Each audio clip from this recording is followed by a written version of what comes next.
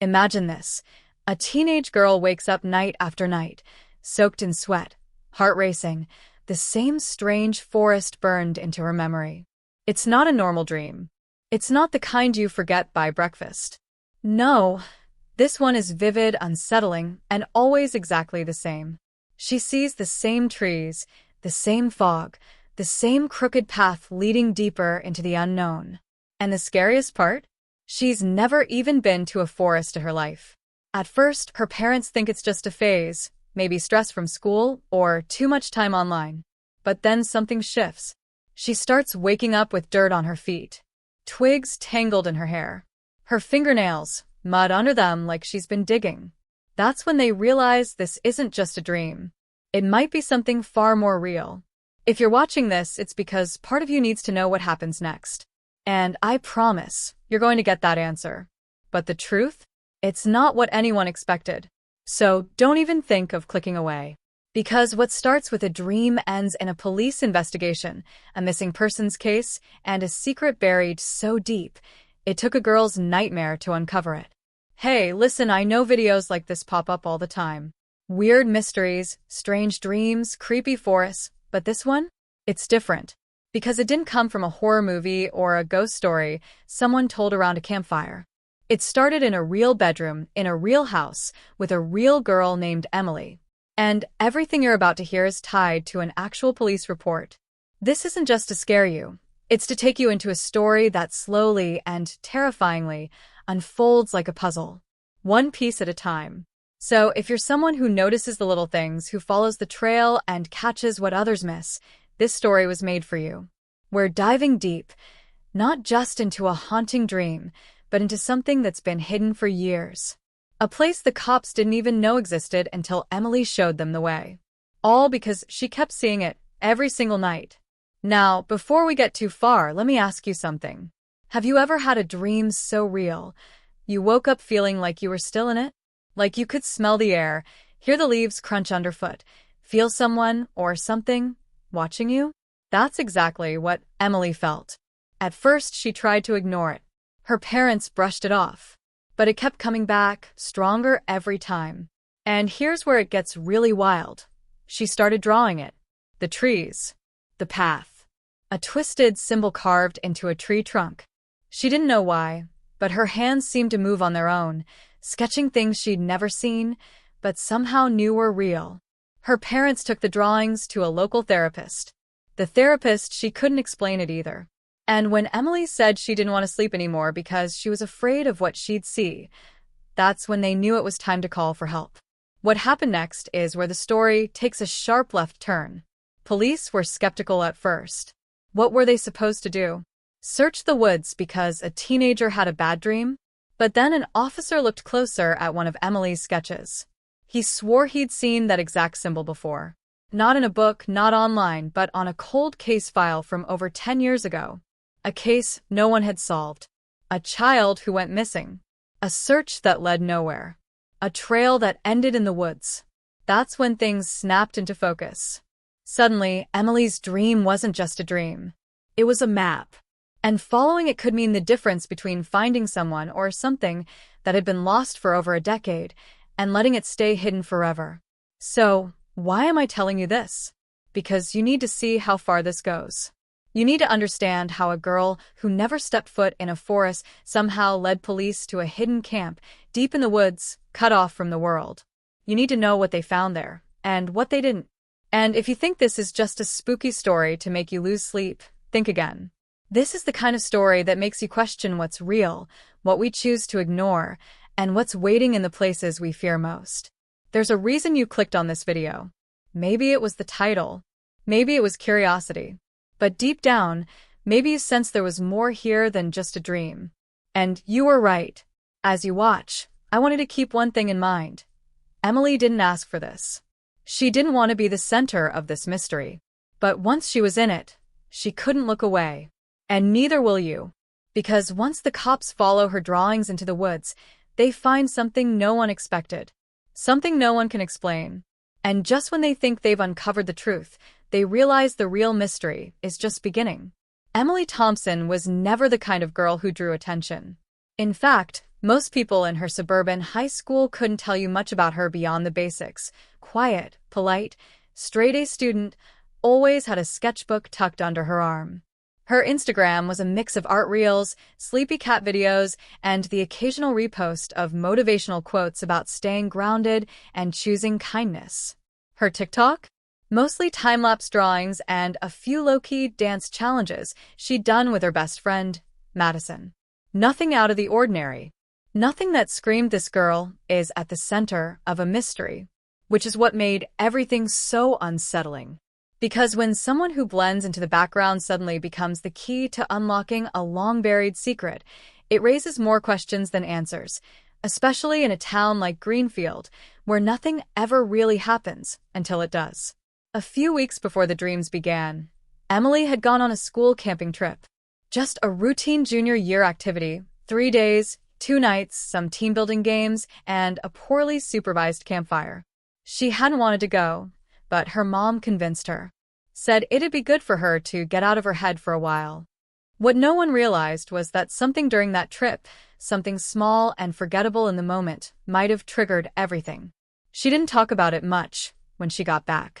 Only mentioned that she'd gotten a little lost during a solo hike the teachers encouraged for mindfulness. Just 10 minutes or so, she said. Nothing serious. But what if it was? What if those 10 minutes were the beginning of something she didn't even understand yet? After that, things started to shift. Her drawings became darker, more chaotic. The neat lines and soft colors were replaced with charcoal and jagged edges. She began sketching trees, gnarled, identical ones, over and over. Every time, they formed a ring, like a boundary. And always at the center was that same crooked symbol carved into a tree trunk. Madison noticed first. She asked if Emily was okay, but Emily just shrugged it off, said she was trying a new art style. The truth was, she didn't want to admit how afraid she was. Not just of the dreams, but of what they were doing to her. Her appetite faded. She stopped answering texts. She'd sit in class, staring out the window, as if something out there was calling to her. Her teachers chalked it up to stress. Her parents thought maybe it was anxiety. But no one could explain why, night after night, she kept waking up with those same images in her mind, and sometimes scratches on her arms, as though she'd been running through brambles. That's when the first red flag came, not from Emily, but from her younger brother, Lucas. One night, he woke up screaming, said he saw someone standing in the hallway outside his room. Someone tall, cloaked in shadow. Emily had no memory of getting out of bed, but when her parents checked, her feet were dirty again. Her hands were scratched. That night, her sketchbook was left open on her desk with a new drawing, one she didn't remember making. It showed a clearing in the woods, and in the middle, a small, weathered tent. Around it were faint shapes, hard to make out, like people or things watching from the trees. People in town started whispering. Rumors about the woods behind the school, where the camping trip had taken place. Some said those woods were cursed. Others claimed kids had gone missing there in the 90s, though nothing official had ever been reported. A few older residents talked about a man named Ray Callahan, a survivalist who once lived off-grid nearby, but vanished without a trace after being investigated for harboring runaways. Police never confirmed it, but his name still came up on local Reddit threads and late-night conspiracy TikToks. His profile wasn't in the police database anymore, scrubbed, maybe. Lost. Or covered up. Emily had never heard of him. But when detectives looked at one of her sketches and noticed the way she'd drawn a specific insignia, a triangle inside a circle, slashed diagonally across the center, they were shaken. That same marking had been part of a missing persons file from 2007. A teenage boy who vanished on his way home from school. His name? Jordan Callahan, Ray's nephew. Now, there were more questions than answers. Could Emily have stumbled on something real? Or was her mind unraveling in the wake of something she didn't even understand? Madison began keeping a private video journal, trying to document Emily's behavior. In one clip, filmed during a sleepover, Emily is seen tossing and turning, whispering in her sleep. They're not gone. They're waiting. Another clip, posted as a private YouTube short, showed Emily standing by her window at 3:14 a.m., eyes wide open, staring at the trees in the distance, whispering that same phrase. Viewers online were quick to speculate. Paranormal TikTokers ran with the theory that she was channeling spirits. Others thought she might be the reincarnation of someone tied to the forest. But the truth is often scarier than fiction, and far harder to explain with a trending hashtag. And then there was Mr. Dwyer, Emily's art teacher. Always encouraging, always present. But something about his sudden interest in Emily's drawings felt off. He started asking more questions. Too many, too personal. He'd show up during lunch, ask about her dreams, her methods. At first, it seemed like concern. But then Madison found a photo online, buried in a local newspaper archive. It was an old-school yearbook photo from 1998. A boy, maybe 16, standing beside Ray Callahan at a community garden event. The name under the photo? Jason Dwyer. What were the odds that the same man now teaching Emily was once connected to the very person suspected of hiding missing kids in the woods? And yet, maybe Dwyer wasn't the only one keeping secrets. Emily's mom, Claire, had grown up in Greenfield. And when police dug deeper, they discovered something strange. Claire had also reported sleepwalking as a teen. She'd even been found one night walking barefoot along the same wooded path behind the school. The same forest Emily dreamed of. Nothing ever came of it. But what if it wasn't just coincidence? What if there's something in that forest, something that chooses who it connects to? As police pieced things together, it became clear they weren't just looking into Emily's dreams. They were unraveling a web of secrets that stretched back decades. And yet, every time they thought they had it figured out, the trail would twist. Evidence would disappear. Witnesses would recant. Even Emily's own memories became unreliable. She'd say she saw something, then deny it days later. Her mind was either protecting her or being pulled apart by something darker. Either way, the truth was closing in. But what no one expected, what no one could have predicted, was what they'd find when they finally followed her last drawing into the woods and saw the hidden camp with their own eyes. Because something was there. Something old. Something still alive. And just as they stepped into the clearing, just as they thought the mystery was solved, they heard it. A whisper in the trees. And Emily? She suddenly turned to them and said something that chilled every officer to the bone. Something she hadn't said in any dream. Something new. And that's where everything changed. Emily's voice in the clearing was barely louder than a whisper, but it stopped everyone cold. The officers froze. Her parents stared at her, eyes wide with disbelief. She turned slowly and said, "This isn't the first time." It was the way she said it, like someone remembering something they weren't supposed to remember. Her face went pale, her hands trembling slightly as if her body was trying to hold something back. Detective Rachel Myers, who had been skeptical of the entire investigation up until that point, leaned in and asked, "What do you mean, Emily?" But Emily didn't respond. She looked past them, into the woods, like she was listening to something they couldn't hear. And just like that, the moment passed. She blinked, confused, like she didn't even remember speaking. And then something even stranger happened. When the officers tried to document the scene, take photos of the camp, the cameras glitched. Every photo turned up distorted, blurry, warped like static on an old TV screen. The camp was real. They were standing in it, but any attempt to capture proof vanished into a mess of digital noise. That same night, back at the station, the sketchbook Emily had carried with her throughout this entire ordeal, filled with all her chilling drawings, went missing. It had been placed in an evidence locker. There was a full chain of custody. But by morning it was gone.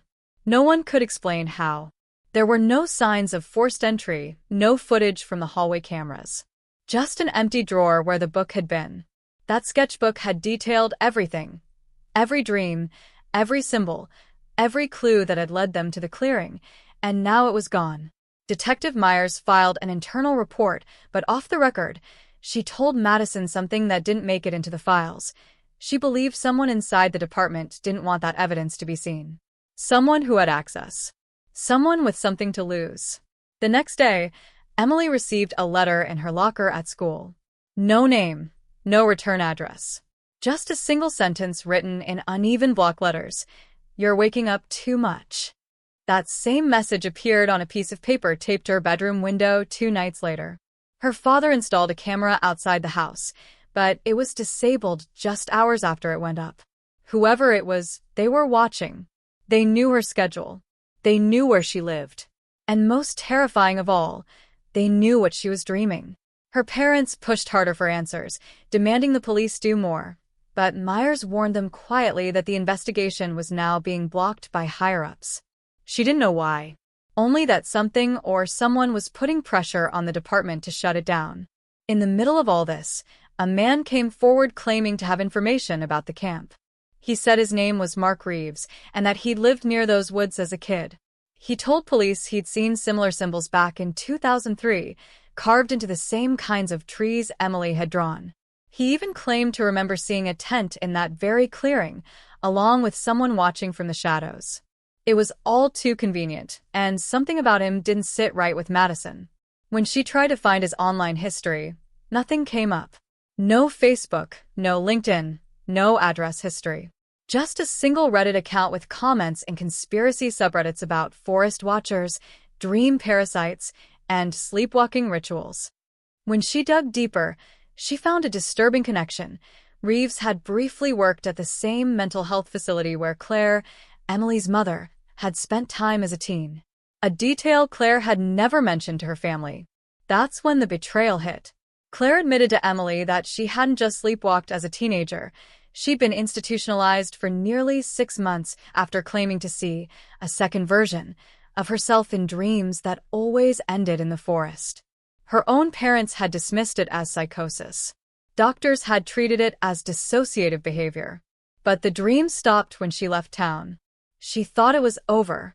She thought if she never spoke of it again, it would stay buried. She never imagined it would come back for her daughter. Emily was devastated. All this time, her mother had known something was off. And instead of preparing her or warning her, she'd said nothing.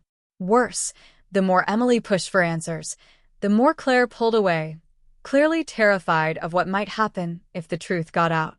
As pressure mounted, Madison received a late-night voicemail from a block number. In it, a voice, distorted, robotic, said, "Ask your friend about the fire. Ask her why she stopped drawing the red door." Neither of them understood what it meant, until Emily remembered a dream from months ago, long before the forest nightmares had started. She had drawn a small red door, tucked between 2 trees, and then never drawn it again. Something about it had scared her. She couldn't explain why. But when they went back through her older sketchbooks, they found it just one small, jagged red door with something behind it, something with eyes. That drawing was the only one she'd ever torn out. And now it was nowhere to be found. They weren't just unraveling a mystery. They were uncovering a pattern, one that spanned years, maybe even generations. People seeing things, dreaming of forests, losing time, waking up in places they didn't remember going to, and always being warned to stop. Emily didn't want to be part of this, but now she realized she might not have a choice. Something was pulling her deeper. Something wanted her to see what was behind that red door. But just as she began to understand how far this went, how deep the roots of the mystery really were, a news alert popped up on her phone. A local teen, Jordan Callahan, had been declared legally dead after being missing for over a decade. But just this morning, police found a set of fresh fingerprints in the abandoned camp matching his. The same camp they'd stood in days ago. The same one that now no longer existed. When investigators returned to the location, the clearing was gone. Overgrown. Untouched. As if it had never been there. Madison didn't even have time to process the news about Jordan Callahan before another shock hit. While still staring at the headline on Emily's phone, "Missing teen declared dead found present at abandoned camp," her own phone buzzed with a text. It was from her younger brother, Caleb, who was just 13 and rarely messaged her unless something was seriously wrong. His text was only a single sentence, but it sent ice down her spine. "Did you tell Emily about the white deer?" Madison's heart skipped. She hadn't. Not once. The white deer had been something she saw when she was a kid, always in dreams, always standing at the edge of the woods behind her childhood home in upstate New York. It wasn't something she'd even thought about in years, and definitely not something she ever shared with Emily. But now, out of nowhere, her little brother was asking about it like it was fresh in his mind. She called him immediately, and Caleb answered on the first ring. His voice was tight, nervous. He said he'd had a dream the night before, a dream where he followed a white deer through thick woods until he found a small, rotting cabin. Inside, the floor was covered in Emily's drawings. Drawings he couldn't possibly have seen. He described them in detail, the spiral symbol, the red door, even the branches with eyes. When Madison pressed him on how he knew any of that, Caleb hesitated before saying, "Because someone left them in my backpack this morning. Just the drawings. No names." Now there were too many connections to ignore. Somehow, Emily's nightmares were spreading, not just to Madison, but now to her family. And not just as dreams, but as tangible, physical clues appearing in the real world. They went to the school that afternoon to check Caleb's locker. The drawings were gone. The janitor claimed it had already been cleaned out that morning by mistake. But when they reviewed security footage, there was a strange gap. Exactly 23 minutes of black screen during the window Caleb's locker had supposedly been cleaned. Not corrupted, not skipped, just pure static. As if someone had deliberately tampered with it. Detective Myers, now unofficially assisting them after being pulled off the case, warned Madison not to tell anyone else what was happening. She believed the investigation was being watched closely, and whoever was behind it was now actively erasing traces of their movements. But she also hinted at something more disturbing.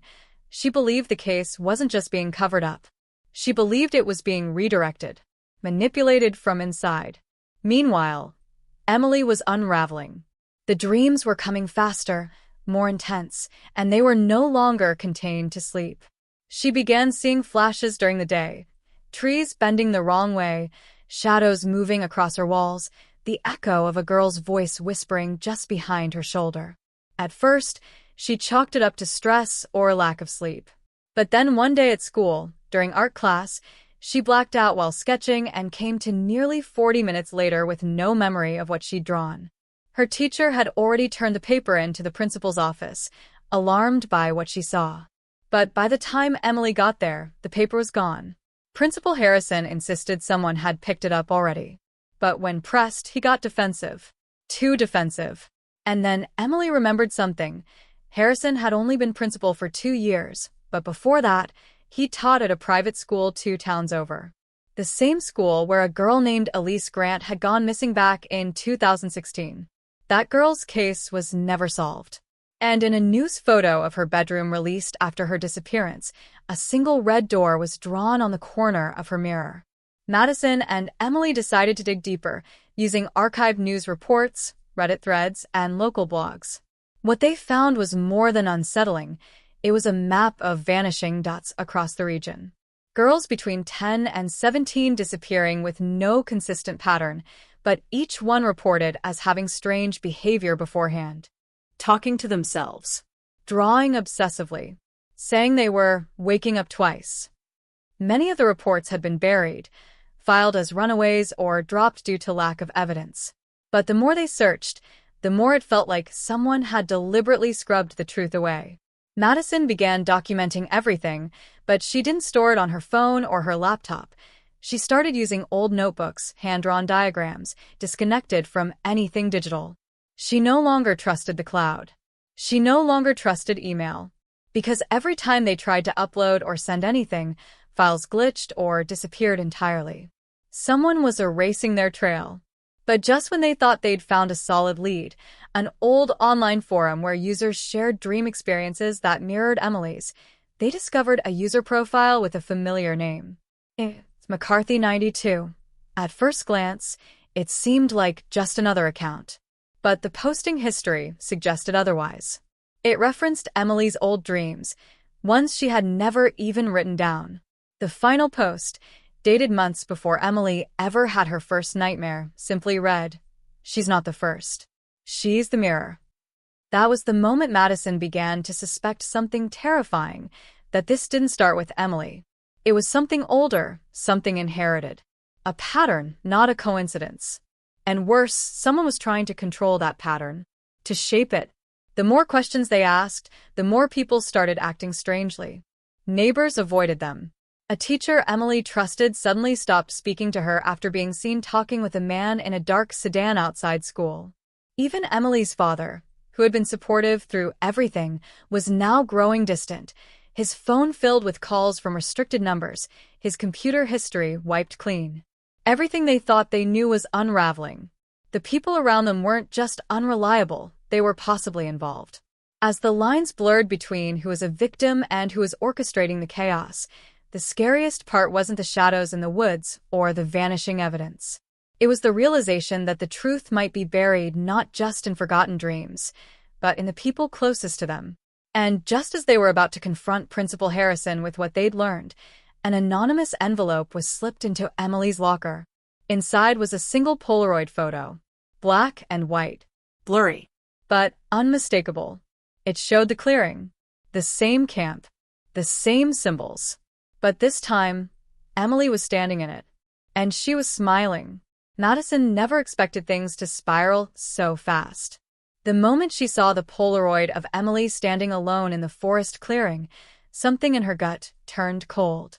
The image was old, grainy, maybe taken on film that hadn't been used in years, but it was unmistakably Emily.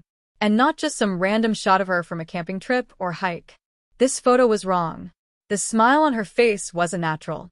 It was off, like it was forced or staged. Her eyes weren't even looking at the camera. They were looking past it, at something or someone just out of frame. Emily had no memory of ever being there, let alone posing for a picture. She swore she'd never seen that clearing outside of her dreams. But the real horror hit when they noticed the timestamp at the bottom corner of the photo. It was dated 4 days into the future. That same night, Madison couldn't sleep. Every creak of the house, every flicker of the hallway light made her sit up in bed and check her phone. She wasn't just anxious. She was terrified in a way she hadn't felt since childhood. That deep, primal fear that something was watching her. She began noticing odd things. Her bedroom door slightly ajar when she was sure she'd closed it. Her notebooks flipped open to pages she hadn't written on yet. Her phone battery draining rapidly, even while untouched. It wasn't just paranoia. It felt calculated. Like she was being worn down, monitored.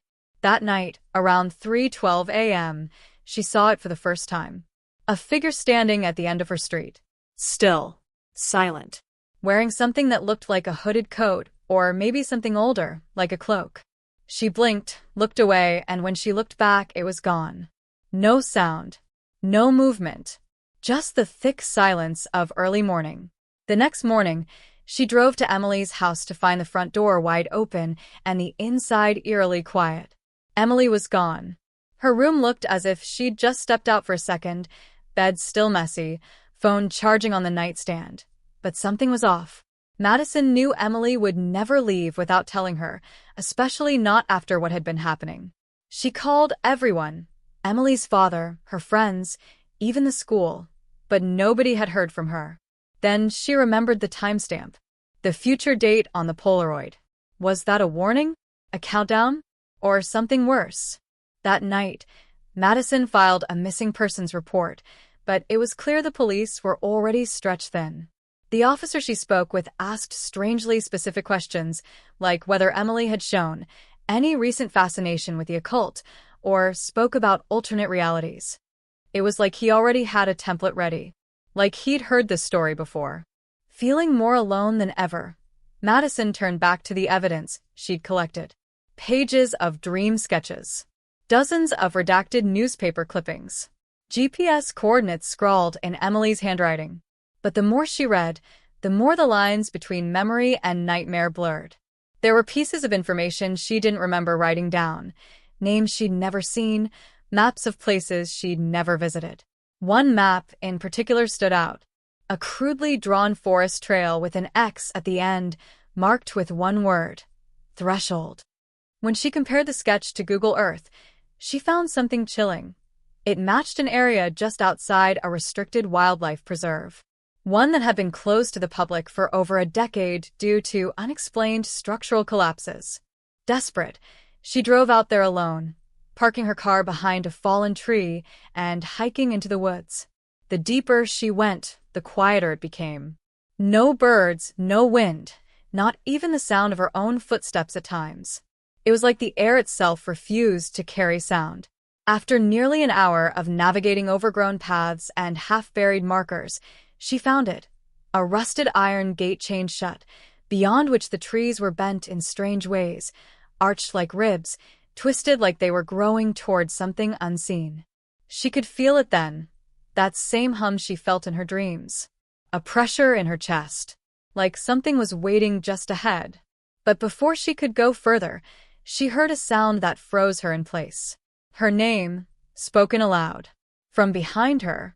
It wasn't just a whisper. It was clear, direct, unmistakably familiar, Emily's voice. But when Madison turned, no one was there. Just trees and fog. She turned back to the gate and found the chain had been removed. Hanging from the rusted metal was a new Polaroid, clipped with a wooden clothespin. This time it was of Madison, standing in front of the same gate, wearing the exact clothes she had on at that moment. Her face in the photo was blank, expressionless. And behind her, just barely visible through the mist, was a figure with glowing eyes. She didn't run. She couldn't. Something about the photo had paralyzed her. Not just with fear, but with recognition. Because behind the figure with the glowing eyes, in the distant blur of trees, she could see another version of herself, smaller, younger, wearing the same clothes she wore in an old family photo from a camping trip when she was 10. A trip she barely remembered. A trip where she got lost for nearly 6 hours, and when she came back, she couldn't explain where she'd been. Her parents had brushed it off. She'd said she was just following a deer. Now, back in her car with a new photo clenched in her shaking hands, Madison realized something terrible. The dreams, the drawings, the vanishing girls, none of it was random. It had started long before Emily. It had started with her. Or maybe even before her. The feeling of being watched wasn't just fear, it was memory. Something was surfacing. And as her phone buzzed with a new message from an unknown number, one more night, bring her to the gate. She finally understood. Emily was never the target. Madison was. Madison sat in her car for what felt like hours, staring at the message on her phone, the photo on her lap, and the growing realization that her own memory had been lying to her. But what came next shattered everything. Just as she started to turn the key in the ignition, a second notification appeared, a voicemail from a blocked number. Hesitating, she hit play, expecting another cryptic threat or a whisper in Emily's voice. Instead, the voicemail opened with the unmistakable voice of her mother. Calm. Almost too calm. Maddie, if you're hearing this, it means they've started pulling you back. I prayed this wouldn't happen again. I'm sorry for everything I never told you. You were part of something once, something we thought we ended before you were old enough to remember. But you need to understand, you were never supposed to go back there. Her entire world shifted in a heartbeat. The voice was real. The tone wasn't a warning, it was guilt. It was confession. Madison's mother had died in a car accident 5 years ago. The funeral had been closed casket, and the authorities said the crash had burned so hot there was little left to identify. But this message was dated only 2 days ago. She scrambled to find any explanation, an old recording? A deep fake? But she knew her mom's voice. The inflection. The pauses. The way she said Maddie. It was her. Alive. Or at least speaking now. Her hands trembled as she opened the photo again, scanning every edge for details she missed. That's when she noticed something she hadn't seen before. In the bottom corner of the forest photo, barely visible, were the initials JM, her mother's initials, Julia Moore. Suddenly, everything she believed unraveled. The forest. The dreams. The missing girls. It wasn't a series of isolated events. It was a cycle. A pattern. Madison wasn't just being pulled into a mystery. She had been part of it all along. Her childhood memories of the woods, the missing hours, her vivid dreams. What if they weren't dreams at all? What if she had been there before, not just as a little girl, but as someone chosen? Someone trained? The realization hit her like a wave. Her mother didn't just know about the forest. She had been part of whatever it was. And maybe she still was. Determined to find answers, Madison returned to her childhood home the next morning. She hadn't stepped foot inside since selling it 2 years ago, but something told her that house still held pieces of a past she'd been forced to forget. Posing as a potential buyer, she toured the house with a real estate agent who clearly hadn't done a proper walkthrough in weeks. As they entered the attic, Madison broke off from the conversation and headed toward a far wall she remembered vividly. A patch of floorboard just beneath a warped corner of the window had always fell off, like it had been lifted and replaced too many times. She pried it open with a rusted crowbar from the tool rack and found what looked like a sealed metal lockbox. Inside was a thick leather-bound journal, faded with age and filled with her mother's handwriting. Not notes or recipes, but coded entries, symbols, and drawings of the very same forest Emily had been dreaming about. There were sketches of that crooked clearing, pages with coordinates, ritual-like patterns, and one entry that stopped Madison cold. Madison's memories have started fracturing. We must pull her out before the forest claims her. She saw the threshold again last night. I don't think we erased enough. Erased. What had they done to her? What had they hidden? Before she could flip to the next page, the front door slammed downstairs. The agent had left hours ago. She wasn't supposed to be alone. Holding her breath, Madison froze, listening as slow, deliberate footsteps creaked up the old wooden stairs. They were too heavy to be her imagination. Her phone buzzed again, this time with a photo sent from an unknown number. She opened it and nearly dropped the device. It was a live image, taken just seconds ago, of her in the attic from behind. Whoever had sent it was in the house. Spinning around, she saw nothing. No one. But the journal was now gone. Vanished from her hands as if it had never existed. In its place was another Polaroid. This one didn't show a forest or a gate. It showed a room full of monitors. Surveillance screens. All displaying footage of Madison's life. Her room, her job, the cafe she always sat in after school. In the center of the image was a man with his back turned. And despite how distant he looked, she recognized the jacket draped over his chair. It belonged to her father.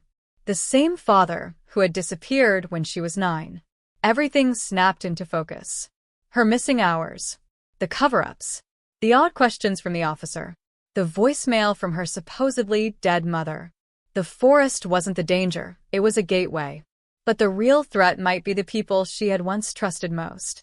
People who had been watching her all along. Madison drove without knowing where she was going, her knuckles white against the steering wheel as the weight of everything crushed in on her. The city lights blurred past like ghosts, but her mind was locked on one thing, the photo. Her father. The man she hadn't seen since he vanished after a supposed business trip, leaving behind nothing but an empty bank account, a canceled phone plan, and years of silence that hollowed out her family. She had mourned him, hated him, then learned to forget him. But now he was back. Not as a lost loved one returned, but as someone at the heart of a secret she had never agreed to be a part of. She had to know the truth, even if it tore her apart. After hours of dead ends, she remembered the old storage facility her father used to rent out on the outskirts of town. It was the kind of place nobody paid attention to, unmarked units, no cameras, just rusted roll-ups and cold fluorescent lighting. When she arrived, it was well past midnight, and the lot was deserted. The keypad outside the gate still accepted the old family code. 0412, her birthday. As the gate slowly rattled open, she felt like she was stepping into someone else's life. Everything she thought she knew about her parents, about herself, was cracking open, and what lay beneath wasn't just secrets, it was something darker. Something watching. The unit number came back to her in a flash, 317. She hadn't thought about it in years, but her hands moved on their own, navigating the maze of rows like she'd been there yesterday. When she lifted the rolling door, her breath caught in her throat. Inside was a makeshift office, lined wall to wall with filing cabinets, analog monitors, stacks of tapes labeled with names and dates. Most of the names she didn't recognize, but some she did. Emily, Natalie, Amber. Girls who had gone missing, their stories buried under local gossip or brushed aside as runaways. All documented, watched, filed away. There were folders too, one with her own name in bold across the tab. She flipped it open and nearly collapsed. Medical files, EEG scans, therapy transcripts, diagrams of her brain, journal entries she didn't remember writing, photos of her as a child in a hospital bed with wires on her head. And behind all of it, stepping out from the back room like he'd never left, was her father. He didn't look shocked to see her. He didn't even seem sorry. His face was worn, but steady, calculated. "I hoped you wouldn't get this far," he said quietly. "But I always knew you would." She demanded answers, her voice cracked and furious. But what he offered her wasn't an explanation, it was a choice.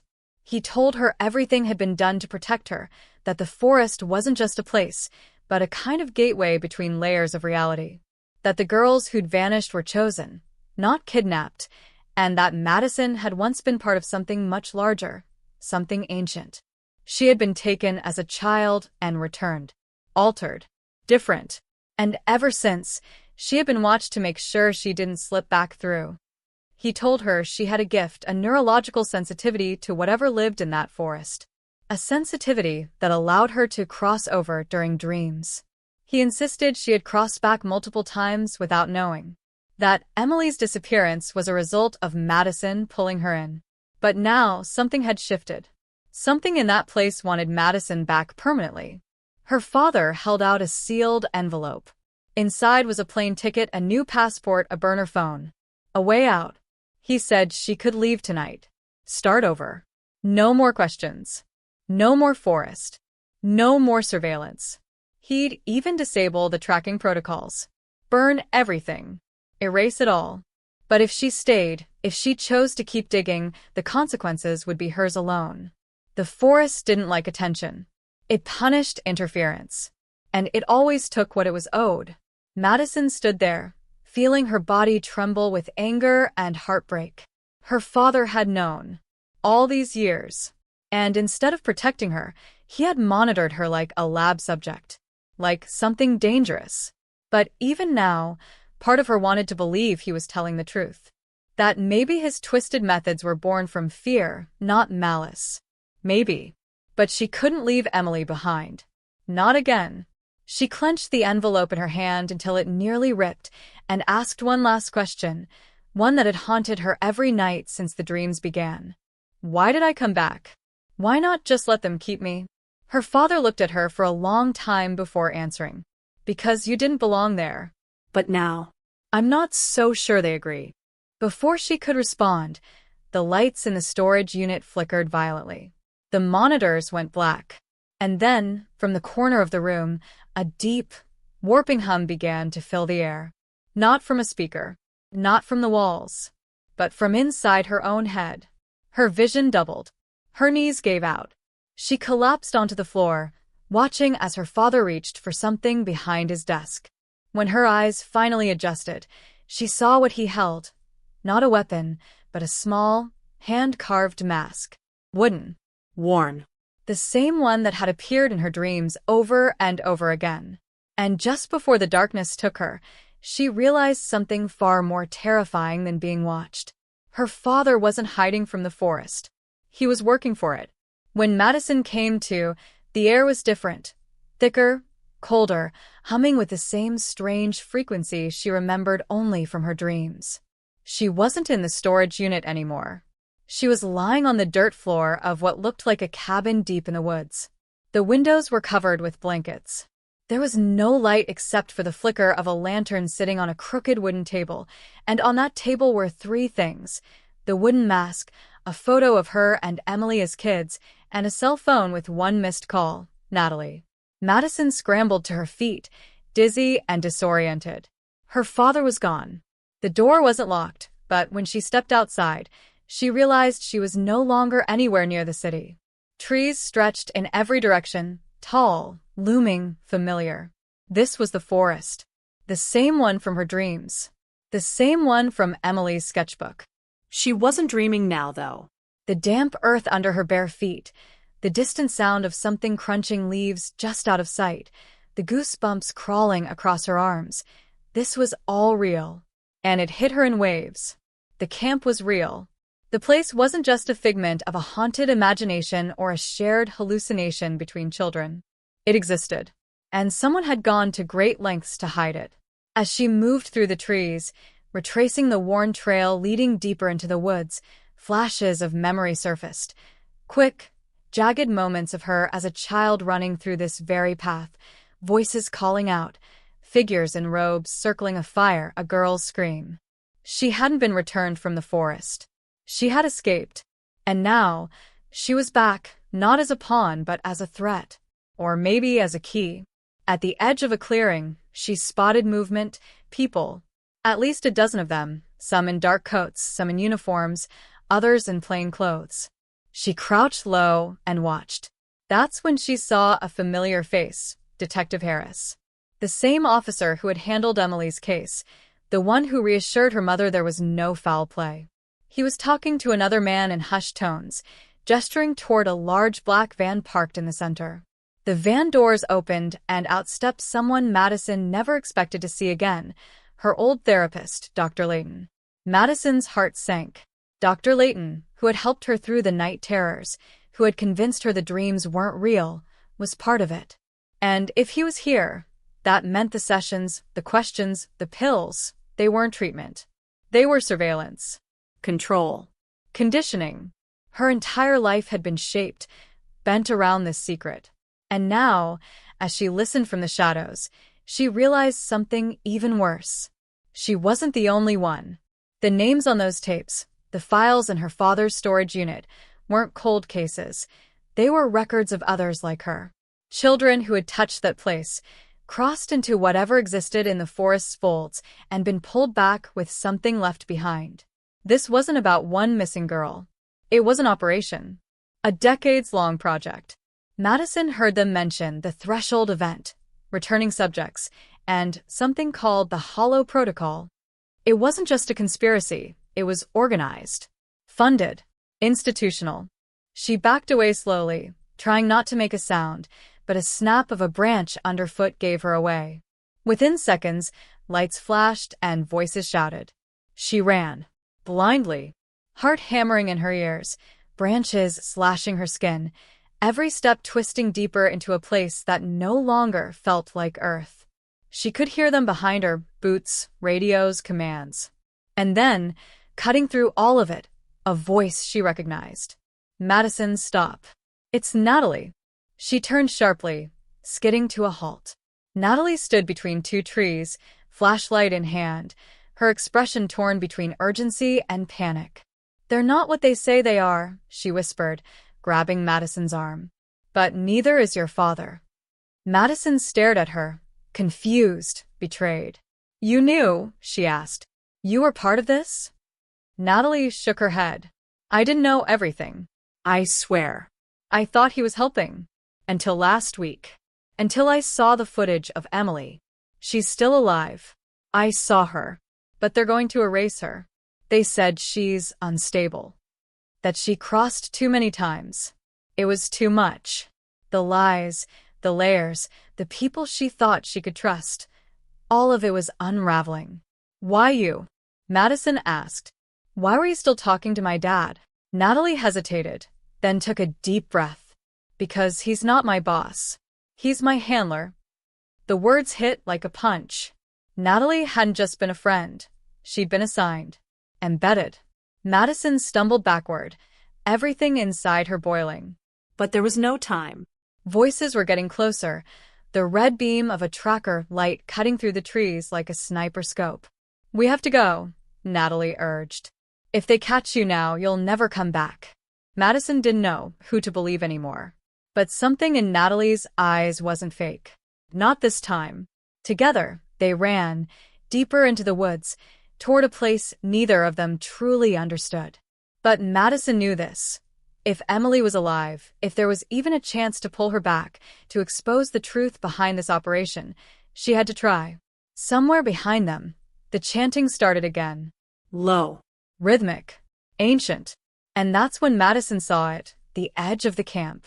The same one from her dreams. But this time, it wasn't empty. It was waiting for her. Madison didn't know how long they ran before the trees thinned out and the sky, tinted in pale orange from a setting sun, bled through the forest canopy. The chanting had faded behind them, replaced by an eerie silence that somehow felt louder. She and Natalie slowed their pace as they reached a stretch of woodland that opened into a clearing framed by decaying wooden fences and rusted metal posts. The camp. The real one. Not a dream. Not a figment. It stood in front of them exactly as she'd always seen it in her sleep. Rows of broken-down cabins, a fire pit in the center surrounded by flat stones, and beyond that, a structure half buried in earth with a wooden door reinforced by steel. They stood frozen. Natalie's breath caught in her throat. "This is it," Madison whispered, her voice cracking under the weight of every nightmare that had ever dragged her here. They stepped into the clearing, the air immediately feeling heavier, charged with something invisible but alive. The place was still, no guards, no observers, like it had been abandoned in a hurry or never meant to be found. But Madison felt it. Something wasn't right. As they approached the buried structure, the wind shifted, carrying the faintest echo of a girl humming. A child's voice. Emily. It was coming from behind the door. Madison rushed forward and gripped the rusted handle, but before she could pull it open, footsteps crunched behind them.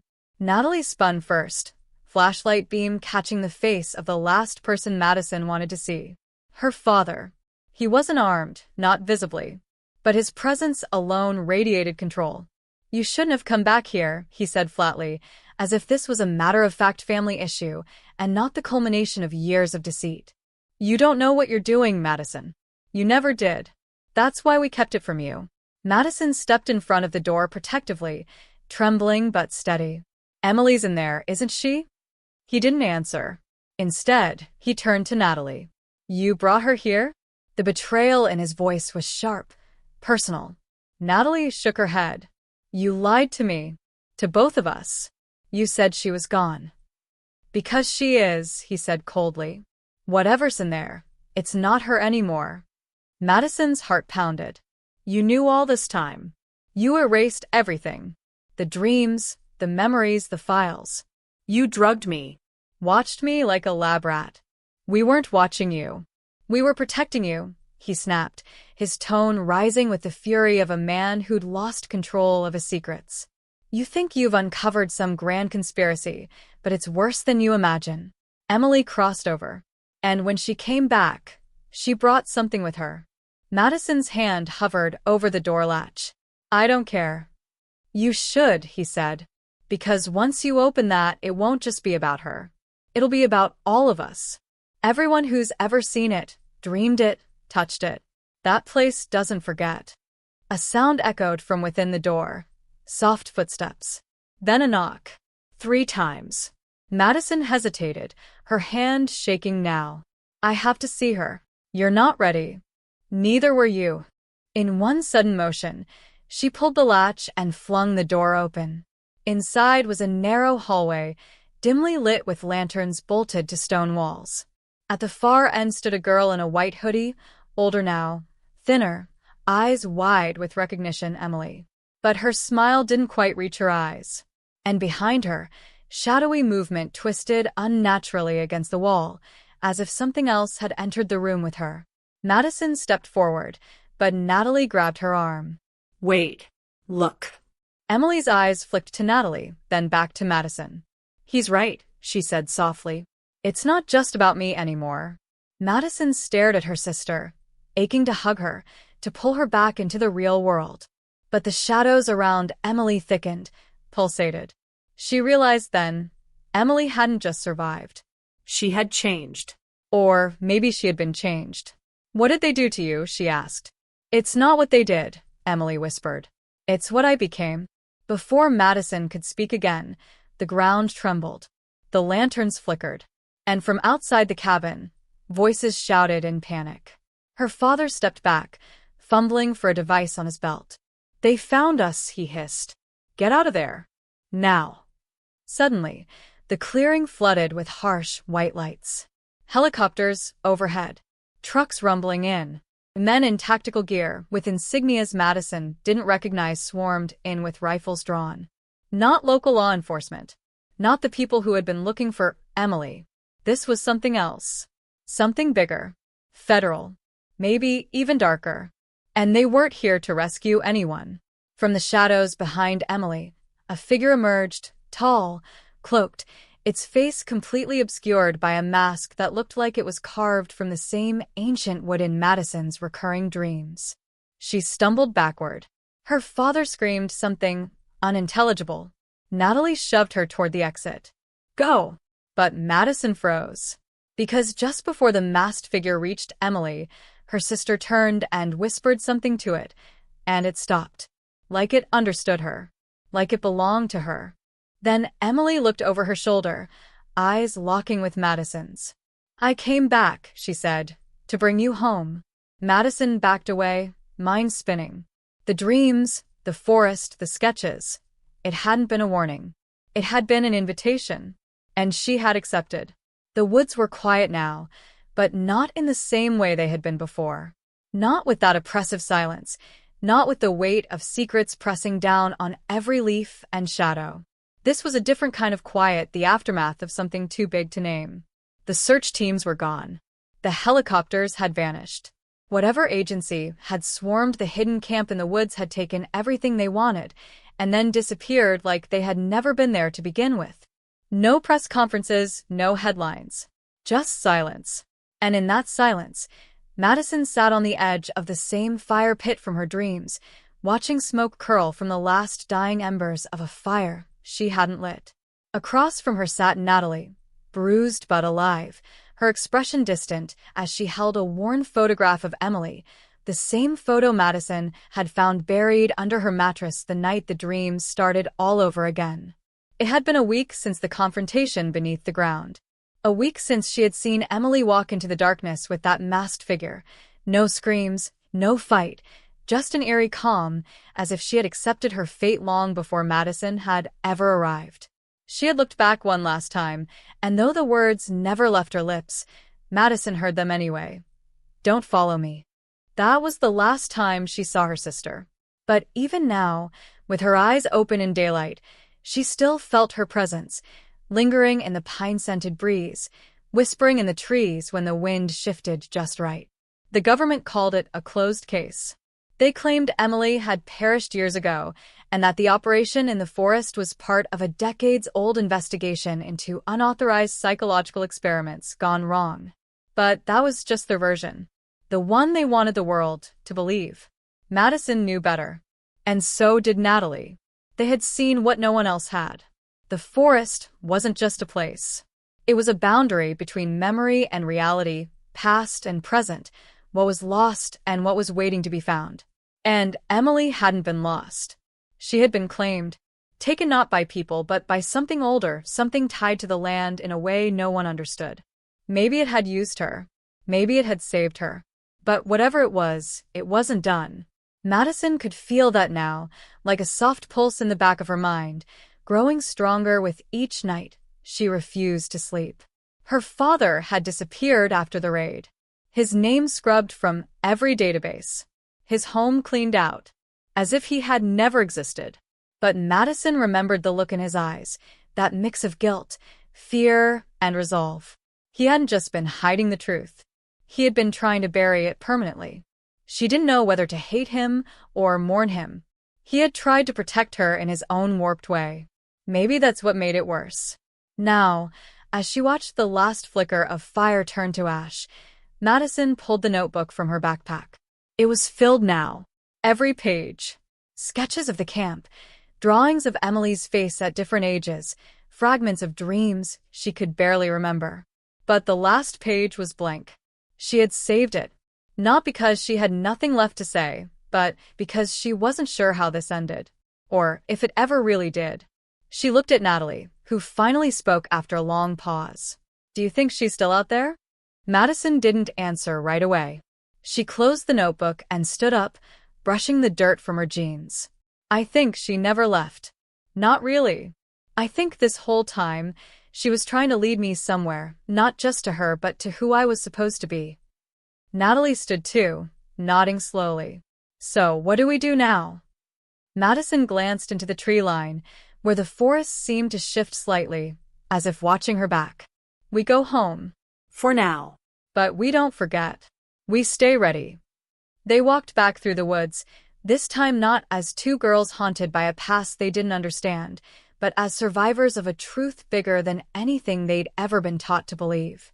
The forest didn't follow them, but it didn't let go either. It just waited. Quiet. Patient. And somewhere deep within it, a new campfire sparked to life. A girl in a white hoodie stepped into view, watching the treetops move like waves above her. Her eyes were older now, wiser, but still hers. She smiled faintly, her gaze fixed on something unseen. Then she turned and disappeared once more into the shadows, leaving behind only footprints that the wind would soon erase. Some mysteries don't end with answers. Some leave behind echoes. And if you listen closely enough, you'll hear them calling back.